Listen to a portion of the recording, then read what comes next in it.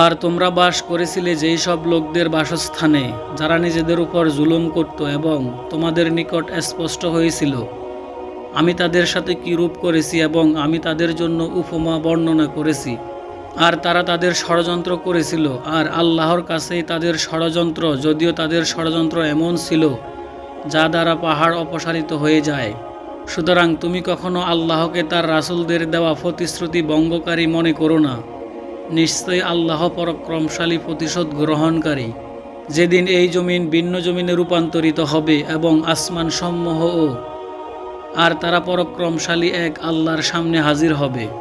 আর সেই দিন তুমি অপরাধীদের দেখবে তারা শিকল বাঁধা, তাদের পোশাক হবে আলকাতরার, এবং আগুন তাদের চেহারা সমূহকে ডেকে ফেলবে, এমন আলকাতরা যাতে দ্রুত আগুন দাউ দাউ করে জ্বলে উঠবে।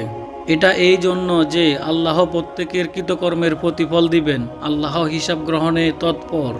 এটা মানুষের জন্য পয়গাম, আর যা দ্বারা তাদেরকে সতর্ক করা হয়, এবং তারা জানতে পারে যে তিনি কেবল এক ইলাহ, আর যাতে বুদ্ধিমানরা উপদেশ গ্রহণ করে।